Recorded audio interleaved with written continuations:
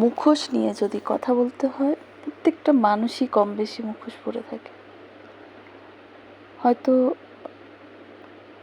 এর ম্যাক্সিমাম পার্সেন্টই হচ্ছে গিয়া ভণ্ড।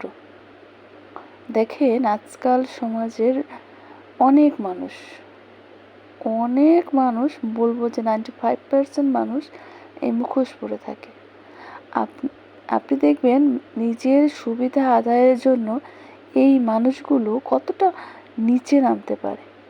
সে আপনার সামনে একদম এমন একটা ভাব করবে যে সে যথেষ্ট ভালো, যথেষ্ট আপনার ব্যাপারে পজিটিভ, সে কোনো কারণে আপনার ক্ষতি চায় না, অথচ দেখবেন সে তলে তলে আপনাকে ক্ষতি করছে। সে নিজের স্বার্থের বাইরে এক পা আগায় না। মানুষ জন্মগতভাবে স্বার্থপর, তারপরও যে অনেস্টি নাই সেটা না। মানুষের ভিতরে উদারতা আছে, অনেস্টি আছে, সেটা ডে বাই ডে কমে যাচ্ছে। মানুষ কিন্তু আর সেই আগের মানুষের মতো নেই। এখন বর্তমান যে যুগে আমরা চলে আসছি, এখানে দেখবেন স্বার্থের বাইরে কেউ কথা বলতেছে না। হ্যাঁ, সবাই, আপনি ঘরে বলেন বাইরে বলেন এবং হচ্ছে গিয়া রাষ্ট্র সমাজ সবখানে, এখানে একটা এর ভিতর থেকে আপনি সঠিক মানুষ খুঁজে পাওয়াটা খুব মুশকিল।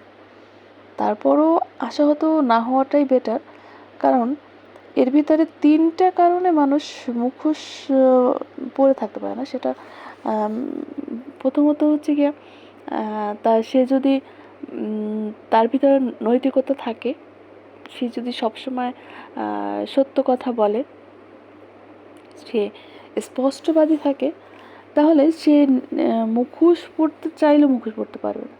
এবং আপনি এইসব মানুষ যদি আপনি ফ্রেন্ড নির্বাচন করেন বা আপনজন নির্বাচন করেন, কলিগ নির্বাচন করেন, সেক্ষেত্রে আপনি কিছুটা হলেও এদের কাছ থেকে সেফ। কারণ যে মানুষটা সবসময় সত্য কথা বলে, সে কীভাবে মুখোশ পরে থাকবে? আর সে যদি মুখোশ পরেও থাকে, সে কতটা নিজেকে সেফ জোনে রাখবে?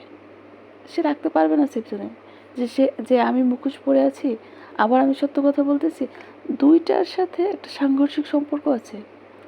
তো আপনারা ফ্রেন্ড বা যে কোনো সম্পর্ক বিল্ড আপের ক্ষেত্রে অবশ্যই চিন্তা করবেন যে আপনার অপোজিট পার্সনটা কি অনেস্ট কিনা, স্পষ্টভাষী কিনা, এবং হচ্ছে গিয়ে তার ভিতর নৈতিকতা আছে কিনা।